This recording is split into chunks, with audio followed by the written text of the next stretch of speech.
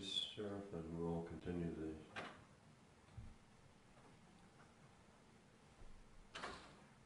remaining few minutes of Mr. Gaskins' closing argument.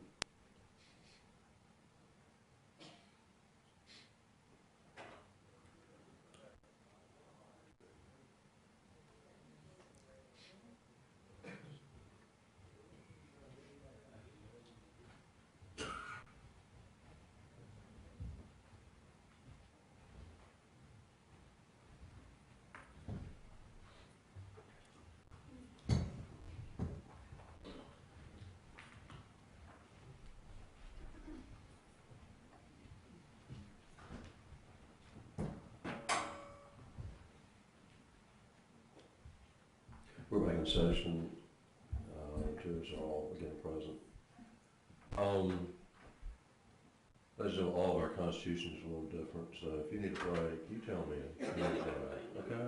I mean, I know we just had a break, but 10 minutes from now, you need another break, just we'll take another break, okay? I want you to be comfortable while you're listening to these remarks. Mr. Gaskins, the jury is back with you, sir.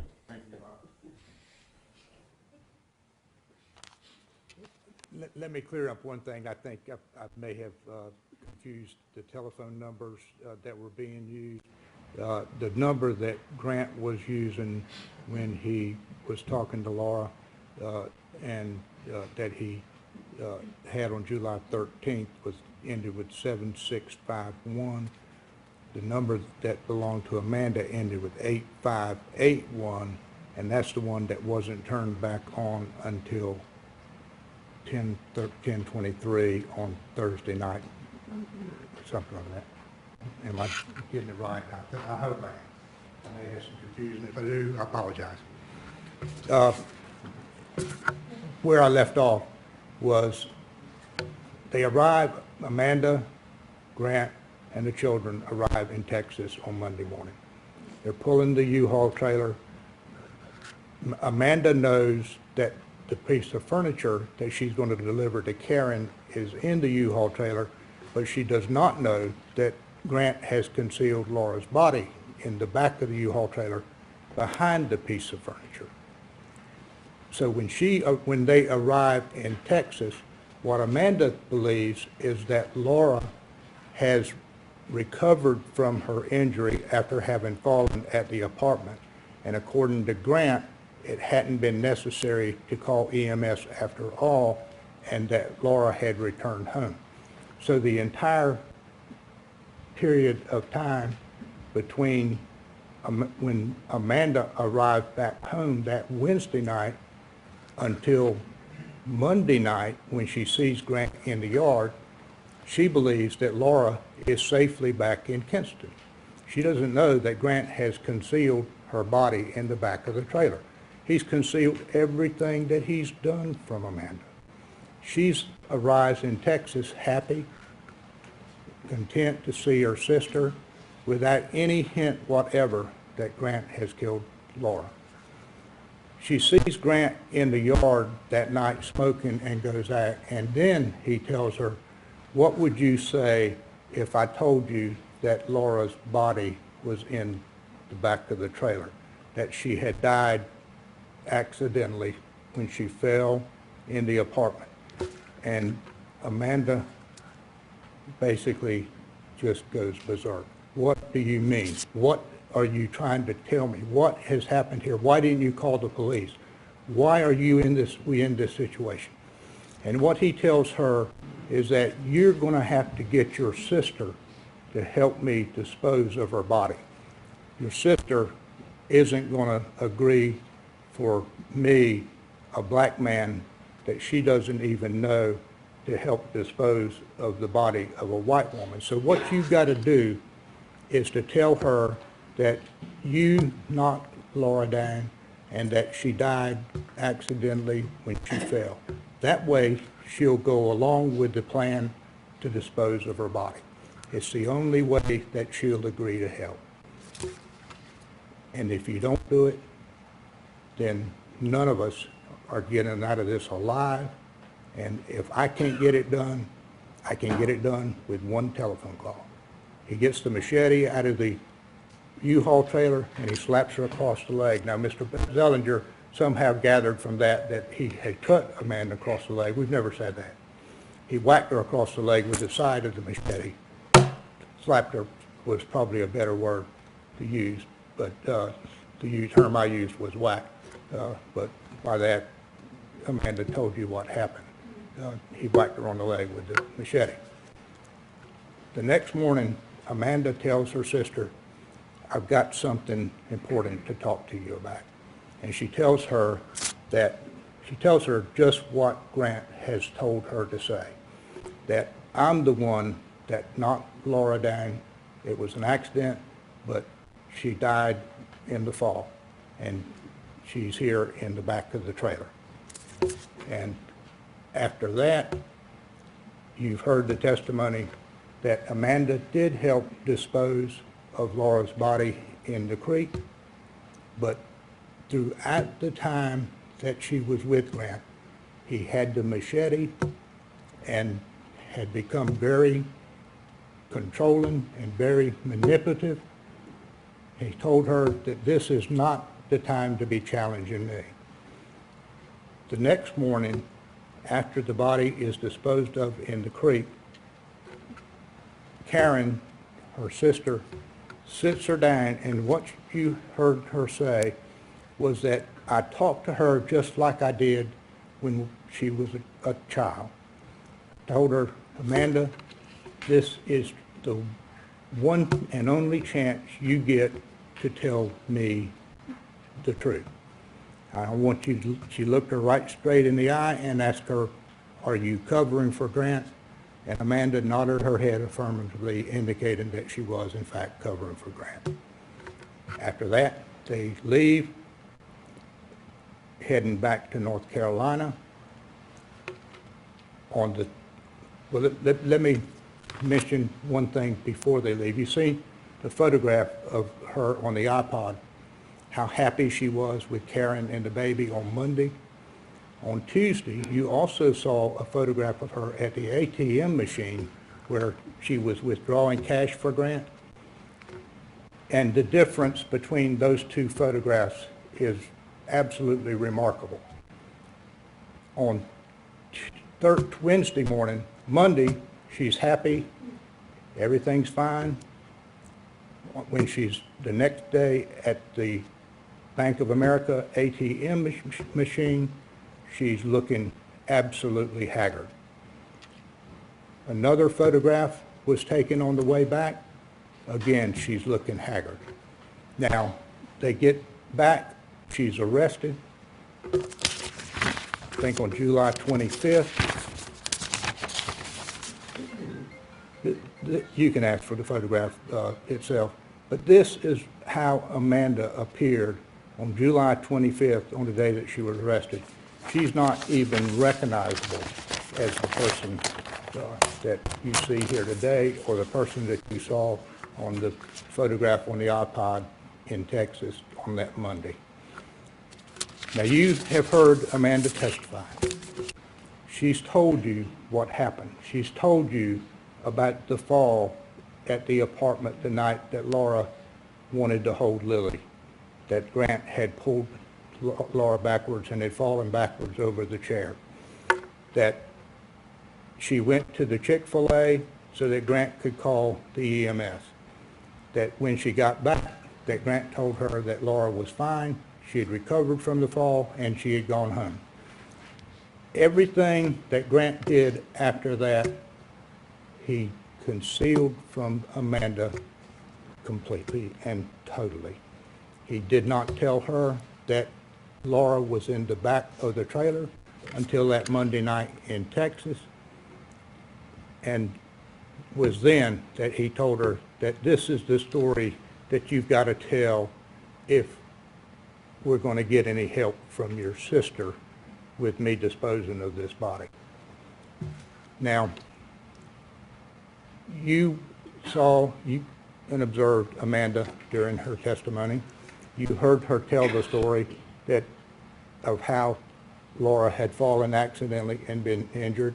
You know that the injury was consistent with a fall, according to both, not just Dr. Mambo, but also Dr. Radish, the chief medical examiner from North Carolina, also indicated that that was the kind of injury that you would expect to see in a fall of that nature. Amanda never knew that Laura had died until Grant told her that she had died in a fall at the apartment on that Wednesday night. She didn't know it until he told her in Texas. You've seen her demeanor, you've listened to her testimony, and you are the judges of her credibility. But I suggest to you that she was absolutely, totally, 100% credible in everything that she said. After Amanda testified, the state had a little moment of panic. Things had fallen apart on them. They knew that. Who is their next witness in rebuttal? Patricia Barakat, a woman who has stolen $100,000 from Lowe's and has been charged with a Class C embezzlement that carries a minimum of 5 years in prison and 8 counts of obtaining property by false pretense. But she tells you, I'm here as a good Samaritan because I want to do the right thing. What Patricia Barakat was doing was trying to work a deal, and it succeeded, to get out of jail not only herself, but also her daughter. Charges against her daughter were dismissed entirely, and the charges against Patricia Barakat were reduced to credit for time served. She said all kinds of wild things, like Amanda said she was going to throw her out of an airplane, that Laura told her she was going to kidnap Lily. There's only one thing that came out of Patricia Barakat that rings of the truth, and that is that Amanda told her that it was an accident and it wasn't supposed to happen that way. Everything else she tried to put together from news reports, from people that she had talked to in the jail, and from having watched Grant Hayes' trial. And she wasn't able to put much of it together at all. Another point that the state has made is that our investigator, Randy Miller, went to the Walmart at Briars Creek after the manual for the skill saw was located at the apartment. That skill saw manual, you'll recall, was pointed out to the Raleigh police during a search that occurred on August the 2nd, 2011, after Laura's dismembered remains had already been found in Texas. At that point, nobody knew that Laura had been dismembered. Once we found out that she had been dismembered and that there was a skill saw manual in the apartment, we did the same thing that the Raleigh police did. We started making phone calls.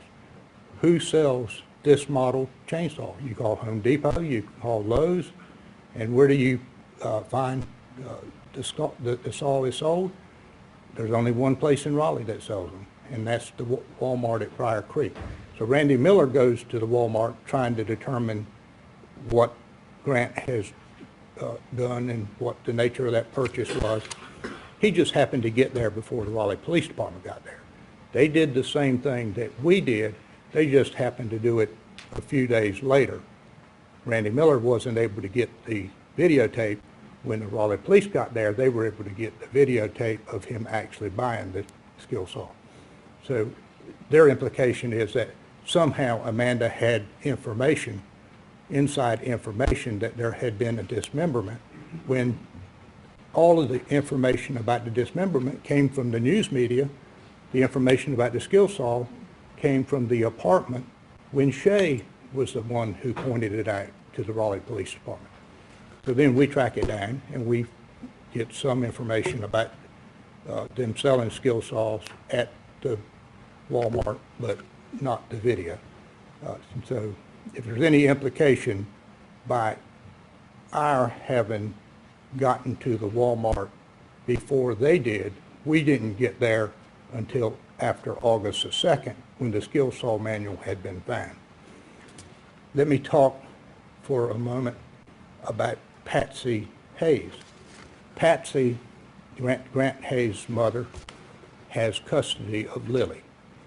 She testified on Friday that after she heard the news reports and had heard that Amanda had said something bad about her son, Grant Hayes, that she wanted to come to Raleigh and tell the jury that Amanda had written her letters in which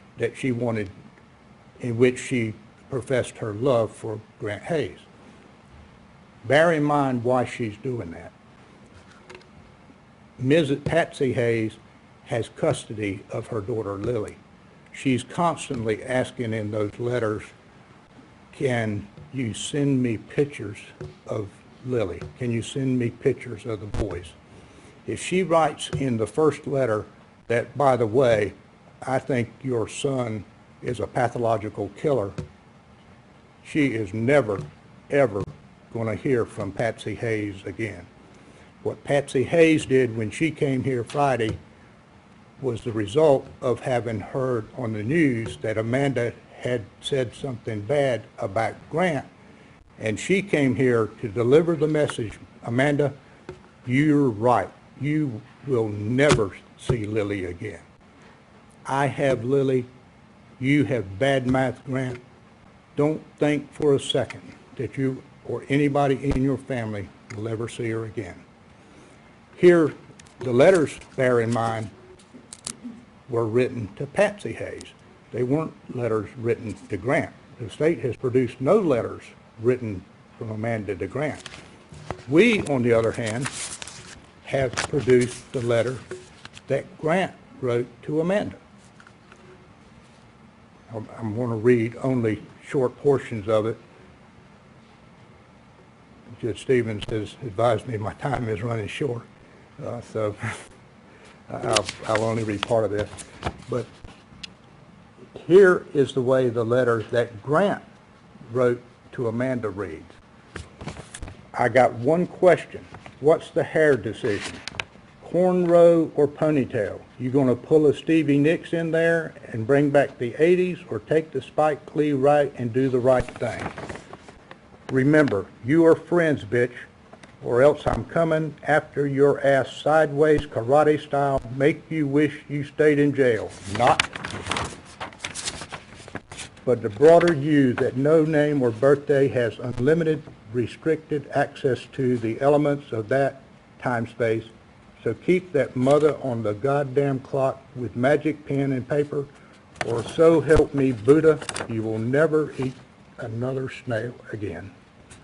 Jesus fucking Christ. Somebody called this lady a car.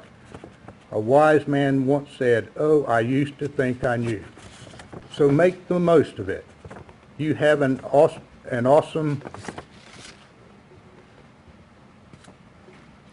I'm sorry, I can't read that word. Always the goddamn spectacle. Next life, we're sticking you in the Alps with an inbred farmer and a three-legged dog. That's what Grant Hayes is telling Amanda. Amanda is trying to maintain whatever contact she can with her child, with Lily, and with the boys through Patsy Hayes. But that's what Grant's response to her is. You keep your mouth shut about me, or you're not going to live to tell about it. Now, ladies and gentlemen,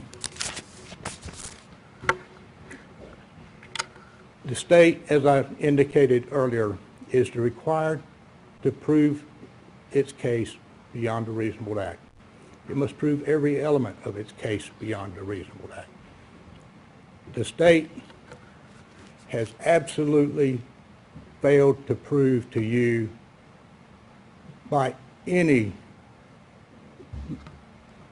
doubt whatever, by reasonable doubt or anything else in the world, that Amanda participated in killing Laura. That just didn't happen. As I indicated in my opening statement, that has never been on the table. The real issue here for you is whether or not she voluntarily participated in disposing of Laura's body. Now, what the state has done is charge her with one offense that carries life in prison without parole, but they've charged her with the second offense in the same breath with being an accessory after the fact, which carries up to 10 years in prison. The hope is that you will compromise. They are looking for a compromise verdict. They know you're not going to find her guilty of first-degree murder. They know that that was never on the table. But by charging her with the more serious offense, what they're hoping is that you will compromise and give them something. Ladies and gentlemen, don't fall for it. It's a trick. We're asking that you find her not guilty on both charges. As to the charge of accessory after the fact of murder, we contend to you two things. Take first-degree murder off the table, examine all the evidence, examine it carefully, but it's not there. The state has not proven that case to you. What they have opened up for your debate is whether she is innocent or guilty of being an accessory after the fact of murder for having helped Grant dispose of Laura's body in the creek. They must prove to you we have raised the defense of duress. We contend to you that she acted only because of duress, coercion, and the threats that Grant made to her while they were in Texas. He had the machete. He told her that none of us are making it out of here alive unless you help me do this. The second issue that you must decide on the charge of accessory after the fact of murder is whether at the time that Amanda helped Grant to dispose of Laura's body, did she know, that's one of the elements of the offense of accessory after the fact, is that she had to know when she did that Grant Hayes had in fact murdered Laura. Not that Laura had died in an accidental fall. They must prove that Amanda knew that Grant had committed the crime of murder in order for her to be an accessory after the fact. So there are two issues that you will need to discuss as you discuss the accessory after the fact. Number one, did she act because she had been threatened? Was she in fear of her own safety and the safety of her children? Not just little Grant and Gentle and Lily, but also Shay. Shay is out there too. And what Grant has told her is that if you don't help me, I can get it. If I can't get it done myself, I can get it done with one telephone call. So you have to decide, did she act under duress? And if she did, then she is not guilty of accessory after the fact. Likewise, the state must prove to you that she knew at the time that Grant had actually committed a murder. She never knew that until after she was arrested. She thought that Laura had died in an accident. That's the one thing that both she and Patricia Barracat agree on, is that Laura had fallen over the chair and that it was an accident, that it wasn't intended to happen that way. Ladies and gentlemen, you've heard a lot of testimony.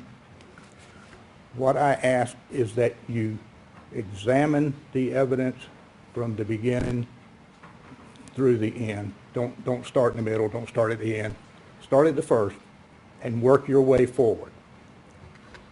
You will conclude, I believe, that the state has not proven to you beyond a reasonable doubt that Amanda either killed Laura or helped Grant to kill Laura.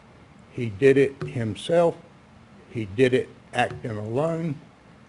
And he concealed everything about it from Amanda until they arrived in Texas, and he told her that her body was in the back of the trailer.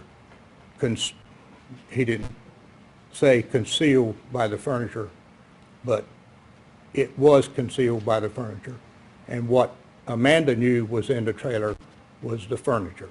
She had absolutely no information whatever that Laura's body was in the back of the trailer, hidden by the two pieces of the hutch.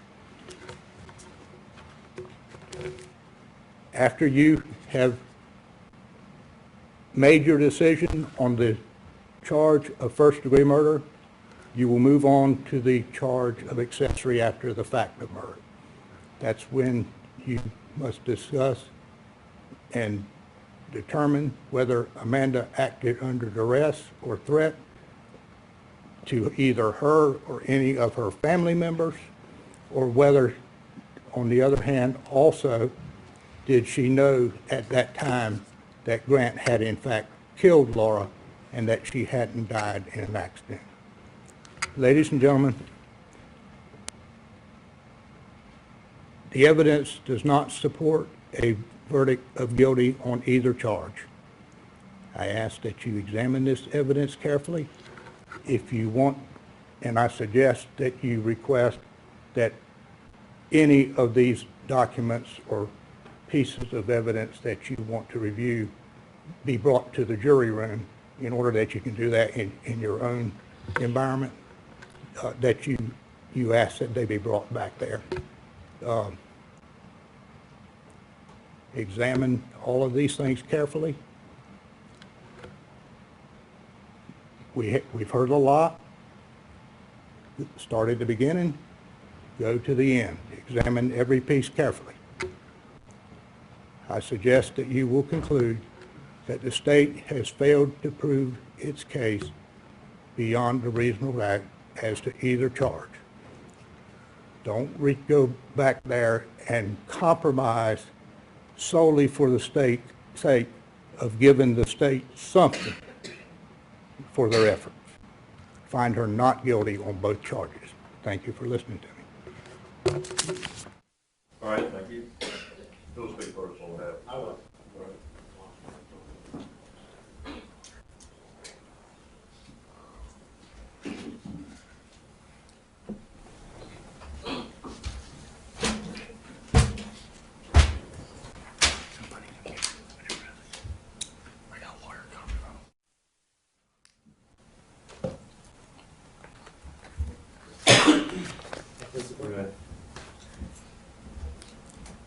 War is dead.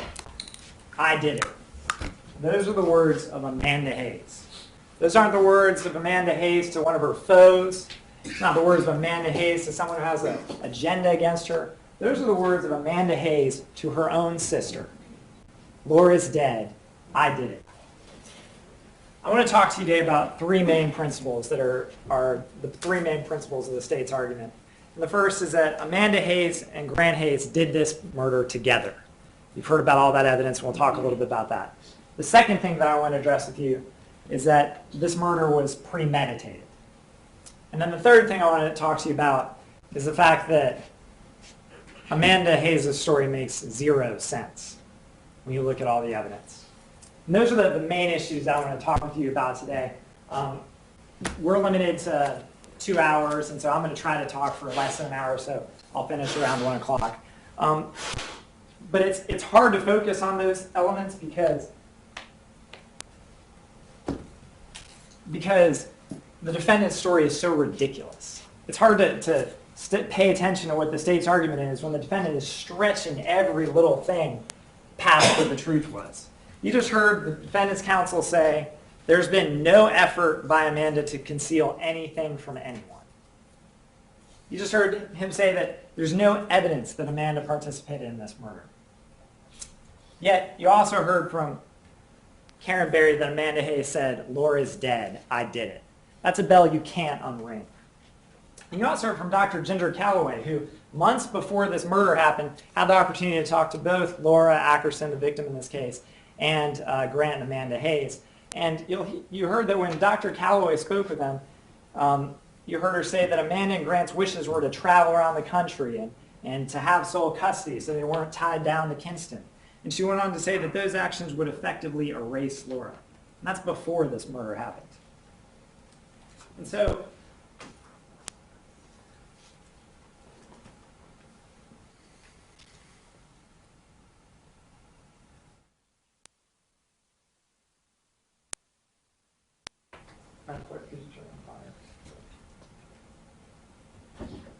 as we begin, I want to talk about some of these coincidences that Amanda Hayes speaks to. And as you heard, there's Amanda Hayes and her sister Karen Berry at her house where she said, "Laura's dead, I did it." And under the defendant's version of events, after she finds out that Laura Ackerson's been murdered, after their brainstorming sesh where they go and try to figure out how to get rid of this body and the solutions, after that, that's Amanda Hayes, smiling with this man she's terrified of. And you saw a series of those pictures. And ladies and gentlemen, this isn't about Amanda Hayes, and it's not about Grant Hayes. It's about Laura Ackerson. And it's about what these folks did to her. It's about the fact that during this custody battle, it got heated, and Laura went over for a midweek visit during July 13th.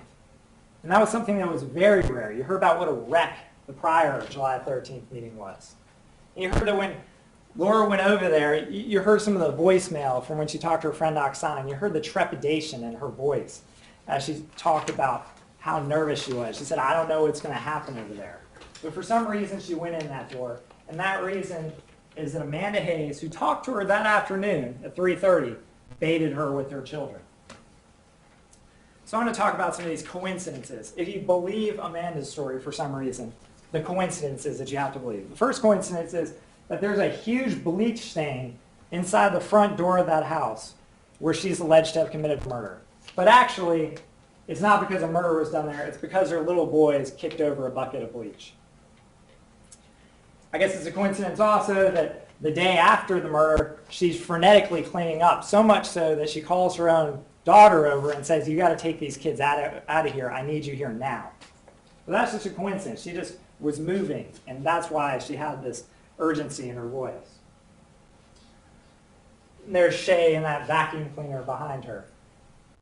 This bathroom. It's just a coincidence that Amanda Hayes happened to buy electrical tape because she needed it for her painting, even though she was allegedly moving. But she needed it for her painting, and it wasn't to tape down all these tarps and huge pieces of plastic that they used to keep the blood off that bathroom. It's a coincidence that after she did this, after she bought bleach to hide the murder that just happened, it's a coincidence that despite not being involved at all, not having any idea what's going on, she then confessed to murdering Laura Ackerson to her sister. It's a coincidence that in the back of that truck, every time they went different places as part of the move to get rid of all the evidence in this, Amanda told you, "Oh no, I didn't see that. When Grant brought the acid out to put in the back of the truck, I was facing forward. I didn't know that was happening. When I was in the boat, I was facing backwards on the boat so that I didn't see anything of what happened. I could hear splashes, such as when her head was put in the water." It's a coincidence that even though she wasn't involved with this acid at all, she's the person that's seen dropping that acid down and putting it out there at that roadside.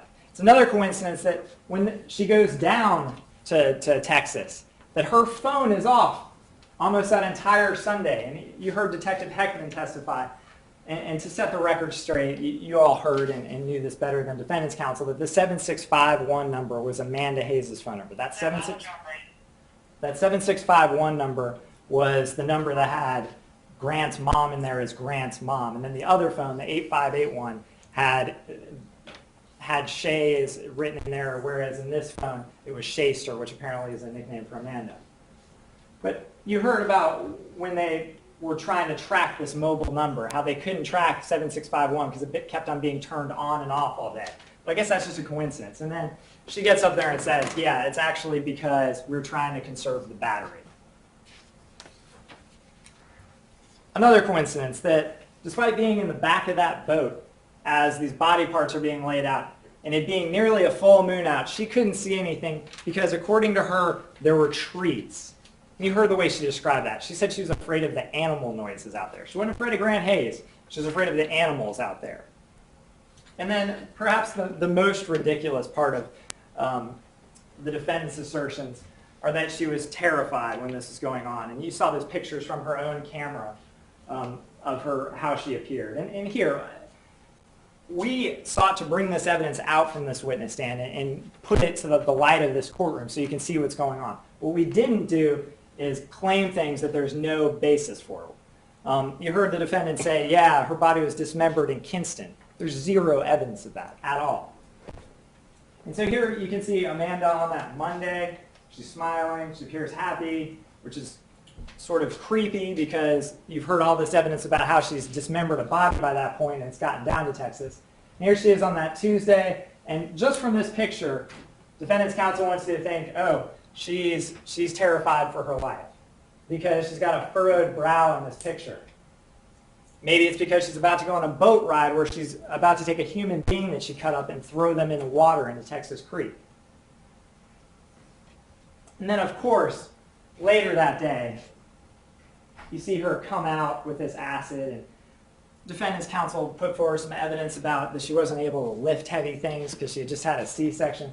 She sure didn't struggle at all with taking this acid out. You see her unloading it from that truck, and this is on July 20th.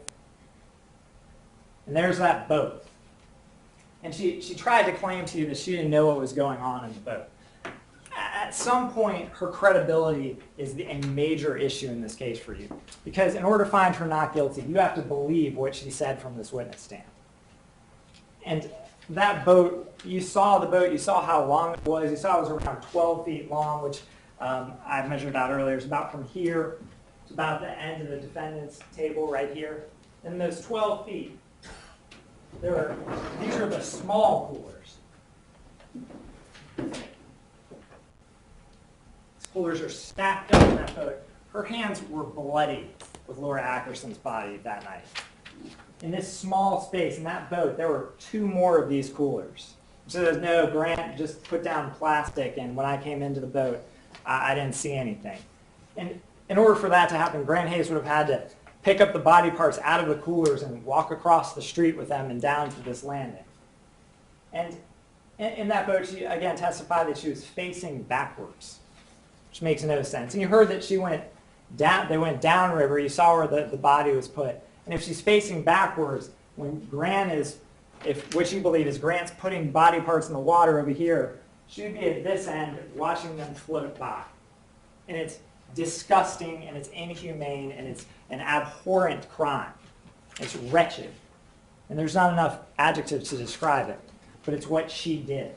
And then she has the gall to come in here and say that this is all a coincidence.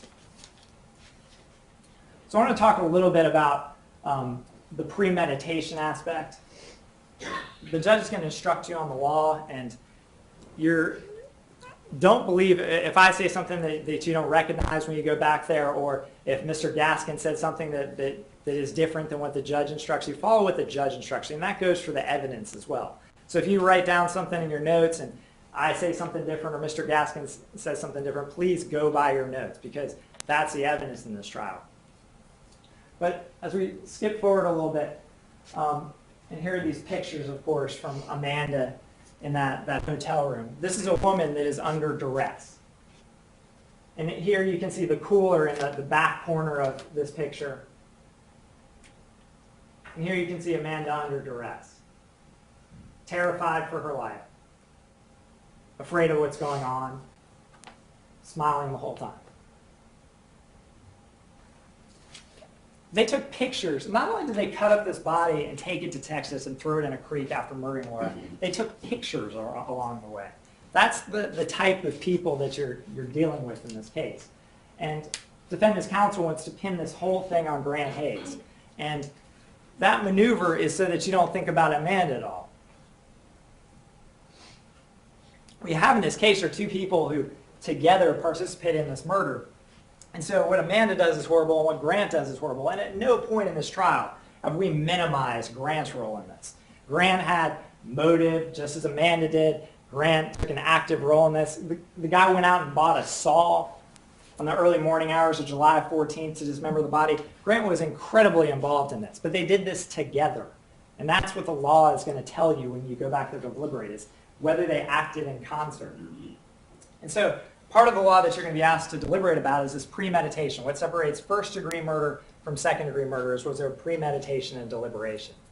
And in order to look at this premeditation, you have to look at all the evidence. And some of it is circumstantial, and some of it is direct evidence. And the judge is going to explain to you the difference between those two laws. And I'll probably read it to you so I get it perfectly accurate. But the judge will tell you that there's two types of evidence from which you may find the truth as to the facts of the case: direct and circumstantial. Direct evidence is the testimony of one who asserts actual knowledge of a fact, such as an eyewitness. So Karen Berry can say, I saw Amanda walk me back to the septic tank looking for a place to put the body. Circumstantial evidence is proof of a chain or group of facts and circumstances indicating the guilt or innocence of the defendant. And the judge will tell you that the law makes no distinction between the weight to be given to these two types of evidence. The best way I can describe circumstantial evidence is last Wednesday, if you were standing outside and you saw snow coming down, you could say it was snowing. If you went to bed on Tuesday night and when you woke up on Wednesday morning, there was snow on your lawn, circumstantially you would know that it snowed the night before. Now, technically, somebody could have brought a snow machine and put it on your lawn, but that makes no sense. And that's the same thing that you're going to be asked to do here, is be reasonable and determine if there's a reasonable doubt as to what happened. But as part of this premeditation, you heard about Grant's premeditation. Of course, he wrote a song about killing Laura Ackerson called Broomstick Rider. And these two people despised Laura Ackerson. You heard that. This custody dispute was getting meaner and meaner. You heard some of the animosity between Amanda and Laura. And the state doesn't have to prove to you that Amanda hated Laura more than Grant did. That's not an element. That's not something that we have to prove. And the truth is that Laura felt happy that Amanda was in Grant's life so that there was someone to take care of these kids. Because as you heard in Texas, Karen Berry said Amanda was the one looking after the kids, which is another reason why Amanda's whole argument that she's under duress this whole time and that Grant's going to do something to her children makes no sense, because her children are safe the whole time with Karen Berry. Meanwhile, she's out with Grant and she can go elsewhere, she can go run, she can go ask for help. When she's dropping this acid, you saw that she's in the truck by herself. She had multiple availabilities to go and flee what she claimed was a situation marked with duress, and she didn't do that. And that's not to say that folks that are involved in domestic violence situations always avail themselves of opportunities to free themselves from their abuser, but there's zero evidence to show that this woman and this man were in a domestic violence situation. So going back to the premeditation, one of the biggest parts, biggest keys to the premeditation, I would argue to you, is this note that's found in this apartment. That was State's Exhibit 77. And we had a handwriting expert come, and they testified that, Lindsay Dinn testified that the top half appeared to be Grant Hayes' handwriting, and the bottom half appeared to be Laura Ackerson's handwriting. And this is where it's found. And note what's on top of it: a Chick-fil-A book. And so Amanda Hayes says, I didn't have any involvement with this. But what that note says is the exact opposite of what Laura Ackerson would have ever done in this case. Remember that the top half of this note says that I, Laura Ackerson, for the sum of $25,000, agreed not to pursue custody of the two minor children. That's completely opposite anything that Laura would have done. And you heard that from everyone in this case. From John Sargent, from Heidi, from Siobhan, from Dr. Calloway. Everyone said how much Laura loved these kids. As a matter of fact, I think you heard Oksana say that Laura lived for her children. And so here she is giving away custody of her kids for $25,000, which is completely opposite of what would happen. So there's a question that should be in your mind. What happened with this note? Was there some sort of duress that made Laura sign this? And then, I guess to rebut that, on the bottom part of this note is this: by notifying counsel John Sargent of our arrangement less the monetary compensation, I understand I'll be able to see my kids when I want at the discretion of their father. Laura never would have done that and said, you know what, I'll give up on this custody exchange, the custody dispute, which is going great for me, and I'm going to get more custody of these children. But instead, I'm going to let Grant have custody of them, and I'll just be allowed to go see them whenever I want. And even the language down here, I understand that I will be able to see my kids when I want at the discretion of their father. Those are words that you heard from this parenting history. Laura Ackerson never would have agreed to that. At the discretion of their father.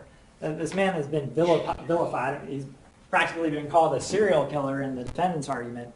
Laura never would have agreed to that. And then you also heard some testimony about the date down here has these slash marks, but in her diary and journal, and Ms. Holt's going to talk about this, how it appears different. And then most importantly about this note, I'd ask you, why do we find this note? Why is it still in that apartment? Everything else from that apartment that has Laura's blood on it, like those gloves, is gone. They throw everything else out. Why do we find it there? And I'd offer to you the reason that we find it in this apartment is because it makes it look like Laura Ackerson fled. It makes Laura Ackerson look like she got $25,000 and she's gone. She took the money and ran. And so the question before you is, if when this note was written, it was designed to make Laura Ackerson look like she fled, then at the time that this note was written, Grant and Amanda Hayes had the intent to kill her. And they had that necessary premeditation. And to go over that again, just to simplify it.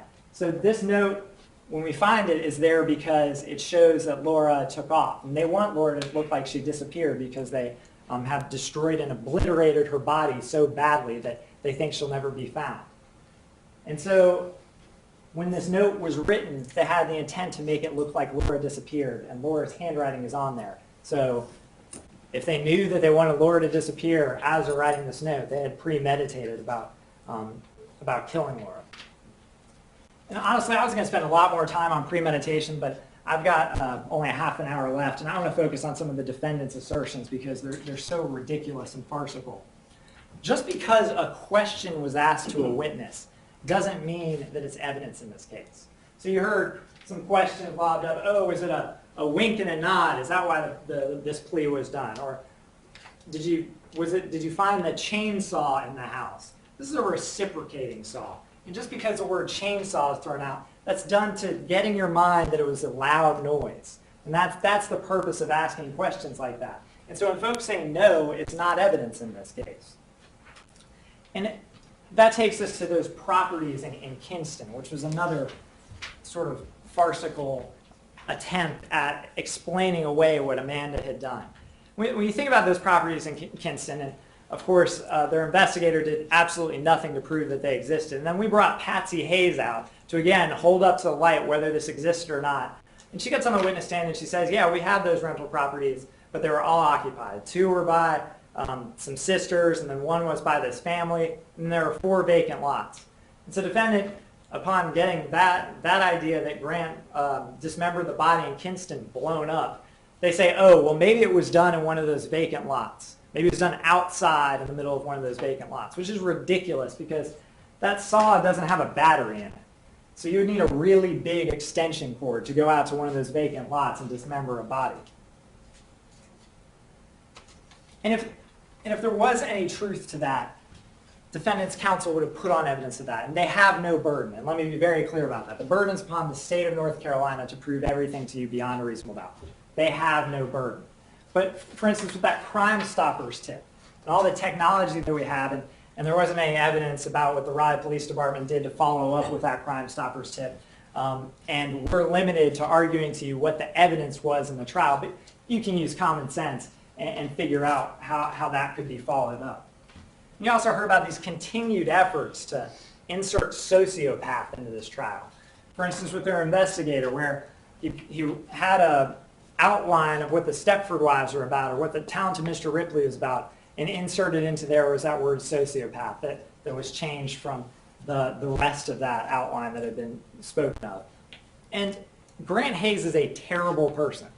There is no dispute from this side of the room. You heard that months ago he was convicted of first-degree murder, and we sat here and did that. And now the time has come for Amanda Hayes to face justice. And remember, the defendant told you in his opening, or in her opening by Mr. Gaskins, that they're going to tell you with precision where Grant killed Laura and where he dismembered Laura, with precision.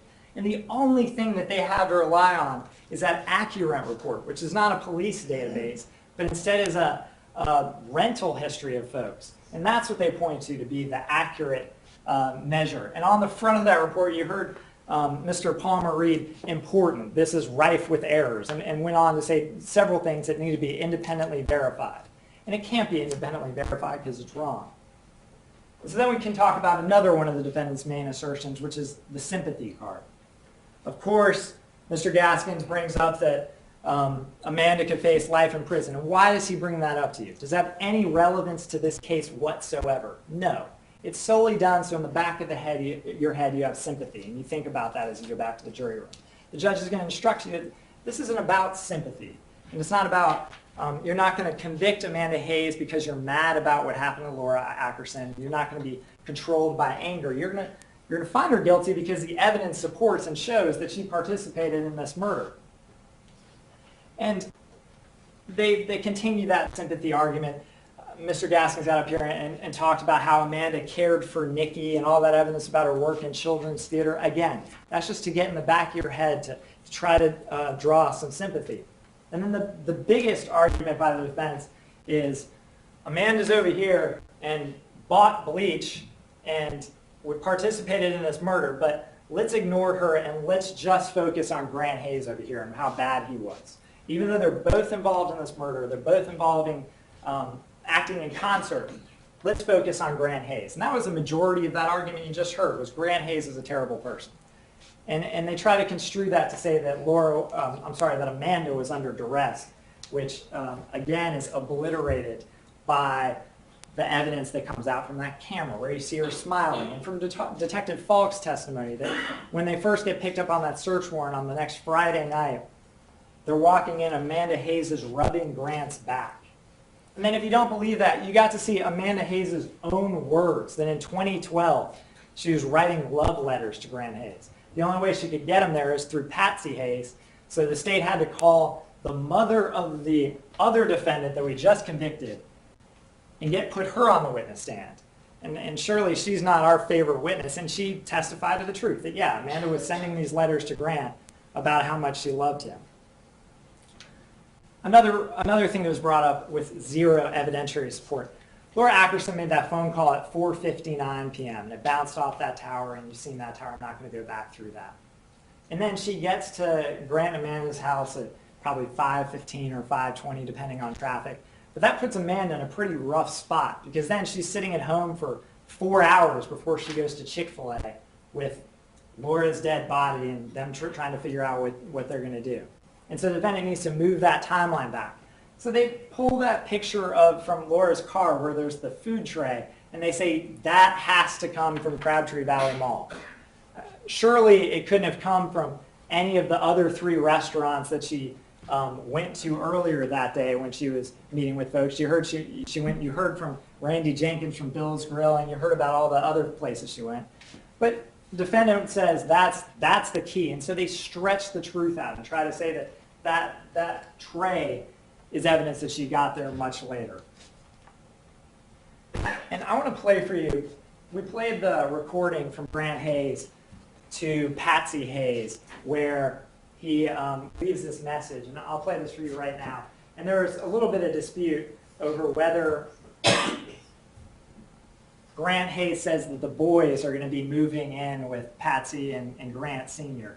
And I just want to play that for you. Defendant's counsel said that it was just Amanda, Grant, and Lily that were going to move. And pay close attention to what you heard in this exhibit. Hey, Mom, it's Grant. Me and Amanda and Lily are going to move in with you guys. And there you could hear it, and the boys at the end of that. So obviously that the boys were going to move as well. And that's the first time that this idea is brought up about moving to Kinston. And you saw in these pictures from Grant and Amanda's house how they hadn't packed anything up. Yet on that Thursday, they're frenetically cleaning for some reason. You also heard about, this is a different black area rug, and I believe this is State's Exhibit 464. And that's the corner where this fight that Amanda claims that she sees, this is where that happened, which is not very close to where those chairs are. But the black rug on that Thursday, Amanda claims, is not there anymore. Shay doesn't say anything about that, but Amanda claims that it wasn't there. And so what's more believable, that Grant Hayes walked out of that apartment with a dead body wrapped in a carpet, or that she was dismembered in this bathroom that is bleached so much that bleach is sticking out of the corners? And there that you see that black rug is missing from under that table. And again, I'd offer you saw Grant Hayes as a 5'5" guy. That's a task to pull that rug out from under that table by yourself. And I would offer you that Amanda helped him with that, but either way, that's not what the state's relying on. Sketchy evidence like that. We're not saying that because the black rug is gone under the table that proves definitively anything. That's just one portion of the case. And as we move on, you heard about Amanda Hayes and these trips and what she claimed happened. And going back to this corner of the apartment, is that on the far left of this picture,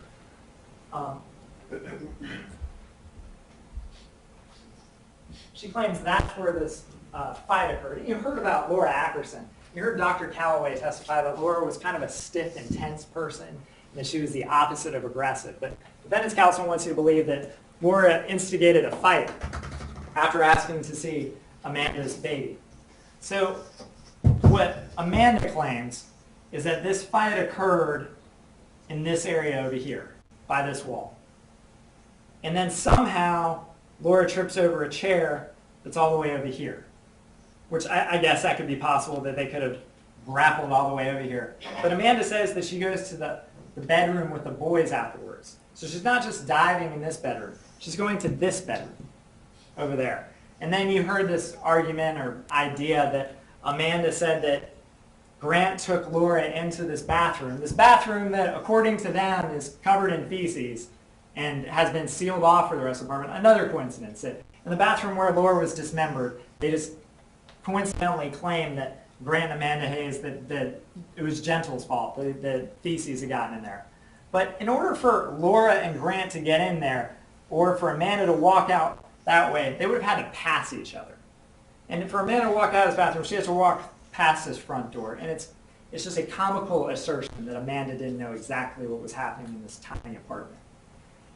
And so we've already addressed some of the issues about going to Kinston, but there's zero evidence to show that Grant went to Kinston. And this whole thing, remember, was instigated by the defendant's claim that these deposit slips, one of them was made by Grant Hayes in Kinston. And so on July 14th, yes, there is a deposit for $350 from Kinston. And this is State's Exhibit 581. And you can see the handwriting on that one versus State's Exhibit 583, which is July 15th, where the deposit in Raleigh. They're totally different handwriting. And that's because, as you heard testified from this witness stand, Grant Hayes' mom made that deposit. So there is, again, zero evidence that Grant went to Kinston. And even further, his cell phone, Grant and Amanda's cell phones, are every cell phone tower that is being used and bounced off of is being documented in these phone records. And we'll get to the phone records in a minute, but there's no cell phone tower in Kinston that either of those phones bounced off of. And defendant's counsel said Grant Hayes was on the phone 24 hours a day. Yet again, no cell phone towers in Kinston. So then, after after Grant and Laura allegedly get in this fight and trip over this chair onto the carpet in this apartment right here, that gives her enough of a head injury that it's seen in her decapitated head nearly a week or 11 days later. Then Amanda, at this moment, this is the biggest issue in their life. This custody dispute is the biggest thing. It's bitter, it's controlling their lives, it's controlling where they live. And Grant, I guess, just disposes with Laura's body, and then Amanda just doesn't ask about it. Just assumes she's okay, and on this entire 29-hour ride to Texas, never asks anything about Laura. According to her, Laura doesn't show up on that Friday, but again, that's just a coincidence, and she's not troubled by it, even though this is the biggest issue in their lives. Meanwhile, they have this note that says that they get to keep custody of the boys, but she doesn't really mention that. Also, there's a saw manual in her house, and you heard about that. Presumably, there's also a saw in this house as she's been dismembered, and that went out in the trash in that dumpster, and you heard that by the time detectives got there, Amanda and Grant had nearly a 6 or 7 day head start, and so it was buried under 10 feet of trash. And so Amanda's just okay that Laura needed EMS, but she's not going to ask anything more about that. And then Amanda's story from that Wednesday night is so confusing that even defendant's counsel couldn't get it right. So Amanda claims that she leaves and drives around, and she doesn't go to Chick-fil-A first. I'm correcting this for defendant's counsel. She goes to Wendy's first for some reason because she knows that Monkey Joe's is closed. So she has to leave. Monkey Joe's, you heard, closes at 7. So the time that she's allegedly driving around is after 7 o'clock. So at this point, she's been with this body for around 2 hours. But for some reason, Laura and Grant, I guess, were talking for a long period of time between 5:15 and 7 o'clock when she leaves. And then she comes back and sees Laura's car is still there, so she leaves again. And again, blaming it on the boys, says that Gentler Grant was hungry, and so they go to Chick-fil-A. You saw that Chick-fil-A video. And the important part of that Chick-fil-A video is she buys food for Grant Hayes. He's at home. What has happened that night, and Ms. Holt's going to talk more about what actually happened. The past couple days of this trial, we've been spending on Amanda's version of the story, and Ms. Holt's going to talk about exactly what happened. But what happened that day is not that Amanda Hayes was driving around for 2 hours with those kids. It was that she went to Chick-fil-A so they could figure out what to do about this body that they had in their house. And then later that night, Grant went to buy this saw. And in chilling video, which we will readily admit to, Grant is buying the saw very calm. And that's the same thing you notice about Amanda. All this is very calm and deliberate. And so let's move on to these assertions by the defendant. Of course, the bleach is another huge issue in this trial. And that is that Amanda says she had no idea what's going on, but 24 hours after Laura's killed, she's in a grocery store buying bleach. What could be more damning than buying bleach, which is obviously used throughout this apartment? And if we skip forward to these phone records, Amanda Hayes swore to you under oath that night she was called by Grant Hayes when she was going to that store, and he said, we need some bleach. Will you pick up some bleach? So this is, you can see the line numbers. This is State's Exhibit 79. This is one that Mr. Gaskins encouraged you to take back. We won't object to that either, but it's going to be done outside your presence, so if it doesn't get back there, you won't know who objected to it. But regardless, on July 14th, here's the beginning of the day. And let's talk a little bit about these phone records from July 13th. So this is Laura's phone call, line 58 at 4:59 p.m. At line 59, here's Grant checking his voicemail, or Amanda checking her voicemail, since this is Amanda's phone. Remember, it's Amanda's voicemail, so she's the one checking it. But regardless, I guess if this is Amanda's phone and she's checking her voicemail, that somehow makes her a drug dealer. And then there's these two calls, and then here, Grant and Amanda at 6:37 and 6:49 call Laura. And these are short phone calls. And it would be great to have Laura's cell phone and know what those voicemails that Grant and Amanda said, but we don't have those. You know that Laura took a recorder with her everywhere she went. And when she was in that apartment that night, you know she was recording what happened. And you also know that there is a recording of this murder somewhere that we will never find. And here, as the night goes on, the 6639, again, is Grant's mother's phone number, so that's presumably Grant using the cell phone at 6:59. There's some more phone calls, and Grant talks to his mom here allegedly for 6 minutes and 23 seconds. You know, and Amanda says, well, I heard Grant say to his mom, I'll see you tomorrow. Grant's mom did not testify to that. She said she didn't remember any phone calls from that night. And again, this is a defendant who's already been convicted of first-degree murder and spending life in prison. That's his mom on the witness stand, not probably our first witness we wanted to call.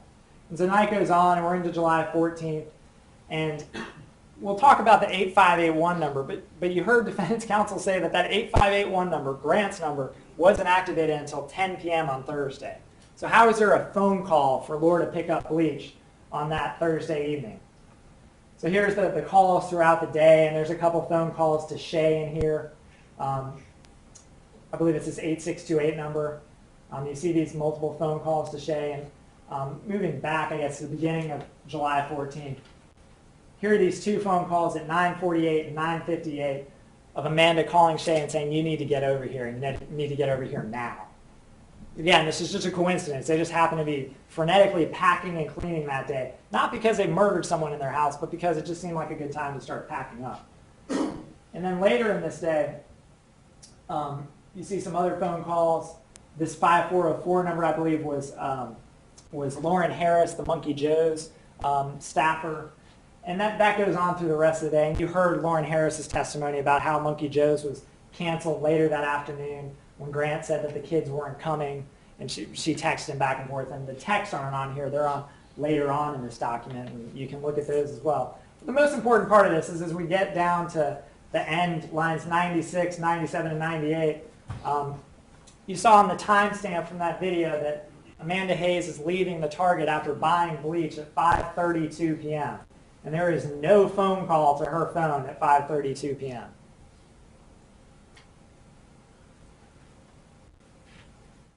Why is she saying that? Is it because this was an accident, or is it because this was a premeditated murder?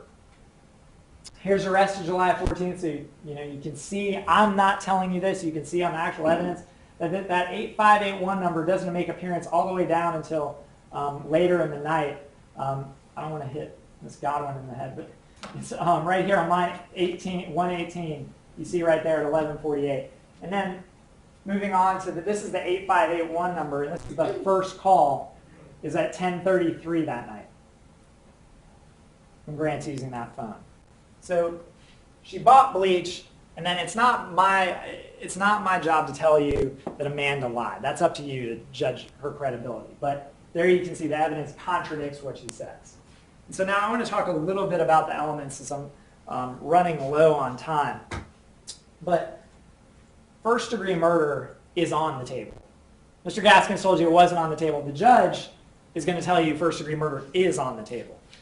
And these are the elements that act intentionally and with malice, proximate cause of death, and we'll go through these quickly. But the judge is going to send you back with these instructions, so you don't have to rely on me telling them to you. But the biggest issue is this acting in concert, that you know that this team of Amanda and Grant Hayes committed this murder. And this reads that the state in case relies upon this legal theory, which is that for a person to be guilty of a crime, it is not necessary that she herself personally do all of the acts necessary to constitute the crime. For instance, if they have this plan, Grant's going to kill Laura, and Amanda's job is to move the children into the other room, that would be acting in concert by being part of that plan. And what this says is that if two people act together with a common purpose to commit the crime of first-degree murder, and each is present at the time the first-degree murder is committed, then each of them is held responsible for the acts committed by the other and is guilty of first-degree murder. So to break that down further, if they both have this common purpose for the first-degree murder to exist, which you've heard a little bit about the premeditation, and each is present, and Amanda Hayes admitted she was present that night, then each of them is held responsible for the act committed by the other and is guilty of first-degree murder. And so moving on to intentionally with malice, that Amanda Hayes, this first element that you have to satisfy is that Amanda Hayes, acting in concert with Grant, intentionally and with malice killed Laura Ackerson. And the judge will go on to tell you that it's the condition of mind that prompts a person to take the life of another intentionally. And it's hatred, ill will, or spite. You heard Patricia Barracat say Amanda despised Laura. And you're going to hear from more of Laura's diary about how she felt like Grant and Amanda just tried to ignore her and eliminate her from their lives. And that's important to recognize, that motive is in Amanda Hayes' head. Proximate cause of death, again, she didn't die of an accident.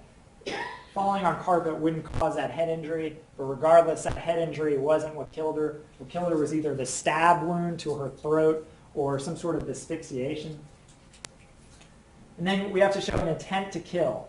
And the judge will tell you that that's seldom provable by direct evidence. It's ordinarily proven by circumstantial evidence. And you can infer this from the nature of the defendant's acts, so Amanda and Grant Hayes, how they acted, the manner in which it was made, so what they did to this body afterwards. This wasn't a situation where Laura was killed and then the body was just thrown in a lake or something along those lines.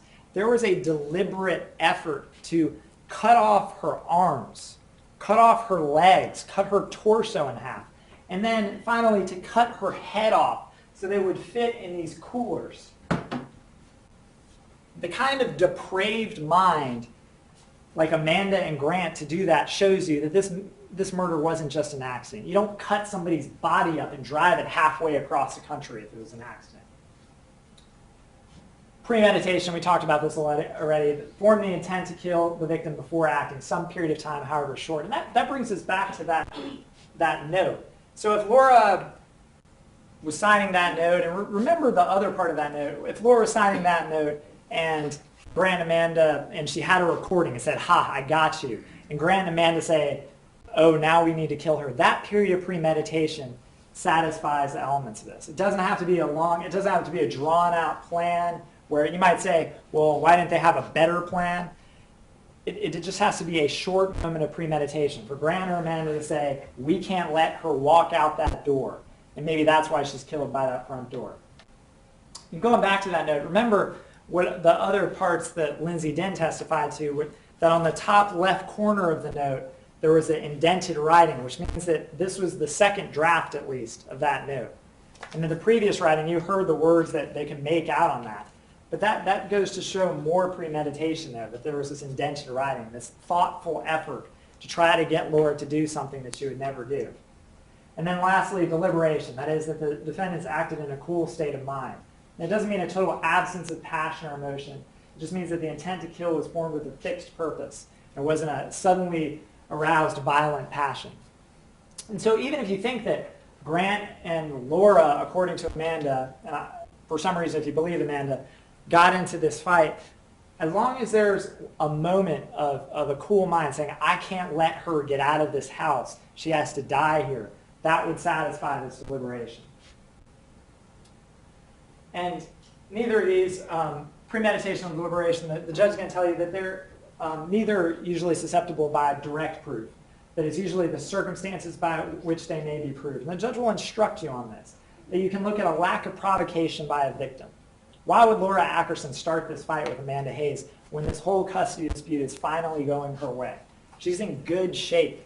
She's going to get this 2-2-3 period of shared custody, which you got to see Amanda Hayes' emotion when she was on that witness stand and she testified about that 2-2-3 setup for custody and how stupid she thought it was and how angry it made her. You can look at the conduct of the defendant, Amanda Hayes, before, during, and after the killing. Again, we don't have a lot of evidence about before. We know that Amanda talked to Laura before she got over there. We know that Grant left a message for his mom that afternoon. But you can look at what happened during and after the killing. So in order to find premeditation and deliberation, you can look at how deliberate these folks were in trying to get rid of this body. And the psychological idea that they had. Dismemberment isn't just about hiding from the police. It's about making a person disappear. The threats and declarations of the defendant, you heard Amanda in one of those recordings have some ill will towards Laura, and you also heard Grant have a lot of ill will towards Laura, which would show that they had this design on getting Laura out of their lives. The manner in which the killing was done, again, strangulation or stab wound, and then the means by which the killing was done, and then finally ill will between the parties. And second-degree murder, I'm going to skip through most of this because the big issue before you that's on the table is first-degree murder, whether they premeditated and deliberated. Second-degree murder would be that acting together, did it just happen without premeditation and deliberation? And then accessory after the fact of first-degree murder, again, is the situation where you find that only Grant Hayes committed the first-degree murder. Then the question before you will be whether Amanda Hayes knew that Grant Hayes had killed Laura, willfully, knowingly, intentionally assisted him, in an attempt to escape detection, arrest, and punishment, and helped conceal evidence and dispose of the dismembered body parts. And the big thing about this is you're not going to get to accessory after the fact of first-degree murder, because you're going to start with first-degree murder, and you're not going to get to second-degree murder. Only after that would you get to accessory after the fact. So those are the elements of this crime. And I want to address a couple other of the defendant's assertions, and I'm going to stick to the time period that I have. But the defendant brought up these duffel bags and all these things that Grant's purchasing. He's purchasing them here in Raleigh at Walmarts and Targets and all these places. If he was in Kinston this whole time, wouldn't he buy those items down there? And as to the assertion by defendant's counsel that cutting up a body is like cutting a tree limb, and that's how far down we've gone in this defense. You don't know that with two people dismembering a body that you would necessarily make indentions. And you also heard that detectives at this time weren't looking for indentions in this bathroom. What you did hear is that Grant Hayes bought a huge, huge plastic tarp and a whole bunch of plastic sheeting. And you heard that that was put down, you can construe that that was put down in that apartment, and that that electrical tape was used to seal it off. And remember that picture, and I don't have it before you right now, but not only is there bleach by the front door, but there's also bleach leaking out of the bathroom. And that hasn't been explained either. And the reason why is because Amanda and Grant Hayes bought this bleach, and they dumped bleach all over that bathroom. Mr. Gaskins gets up here and tries to tell you, well, luminol would still react with body fluids after they've had bleach poured in them. And you heard the testimony from these folks that are experts from the SBI. And you heard what they said, that bleach would destroy the body fluids that are left in there. And that the only thing that you would find evidence of is bleach, essentially. And that's what happened in this case. That bathroom is so clean that when Shay Elmer goes over there on the next Tuesday, July 19th, she has to open a window. It reeks so much of bleach. But Amanda Hayes says, yeah, I had no idea that anything was going on in that house. And then she argues that the hutch was put in the back of the U-Haul trailer and she couldn't see behind it.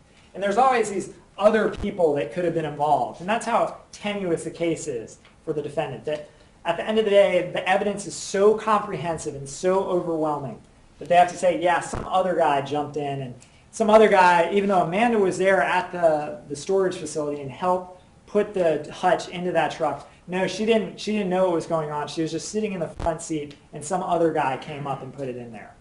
Or that one of Grant's goons helped him move the body out of the apartment. There's zero evidence of that whatsoever. And it's just an effort to throw everything up there and hope that it confuses you. You heard a lot about the acid that was dumped in Texas, and they say that Grant's credit card was used to buy these prepaid phones. And remember what was found in the trash? 2 prepaid phones. There were 2 boxes there, just like there were 2 respirators. Remember, 4 gloves in the trash that had Laura's DNA on it. And that's found in the trash weeks later, but that still shows that Laura's DNA, her blood, was in that apartment. And that's irrefutable. And just to touch on a couple other things, the wounds that you heard about from Dr. Bradish and that you heard from Dr. Mambo about, again, that head injury wasn't the fatal wound. It was the stab to the neck, and it was a strangulation. And when Amanda Hayes was on this witness stand, you got to see her abhorrence for Laura. And part of the way you got to see that is the defendant kept on bringing up that Laura was posing on the internet for men or something along those lines. Or that disparaging Laura. And the question you have to ask yourself is, why was that brought up 3 times? Why was it brought up in the closing? Because Amanda still has that much ill will towards Laura today. Imagine how she was back on July 13th. And how many times did Amanda Hayes from this witness stand say, honestly? Honestly, I can't remember. Honestly this. Honestly that. Focus on those things, because that's what your job is as a juror, is to listen to the evidence and determine what of it is believable. Ladies and gentlemen of the jury, you have seen and heard a deliberate, orchestrated effort to avoid justice in this case by Amanda Hayes. From those 11 days of July 2011 to the past 4 weeks of this trial, Amanda Hayes has tried to duck justice. You heard that she's tried to put you on the wrong path, that she's tried to hide from justice, that she's tried to deceive it. And you know that justice screamed out when Laura was being murdered and dismembered in that apartment. You know that it waited for days and days as Laura's body was decomposing in that Texas creek. And you know that it covered its mouth when Amanda Hayes took this witness stand and swore to tell you the truth and told you what she told you. Ladies and gentlemen, today justice arrives. It is before you today, and it demands, on behalf of law, reason, and the humanity of what happened to Laura, that you find Amanda Hayes guilty of first-degree murder. Thank you. All right. Thank you, both of you. Mr. Gaskins took about 2 hours or so. Mr. Zellinger took about an hour, a little bit less. You got about an hour left. That's all. Okay. We're going to stop for lunch for an hour, come back. We'll finish Ms. Holt's argument. I'll spend 15 to 20 minutes charging you, and then you'll have the case. So you haven't heard it all. Keep an open mind. Don't form or express any opinion about the guilt or innocence defendant or any matter in controversy. Be careful about your conduct. Come on back in about an hour, and we'll finish this up. Thank you very much. Y'all are excused.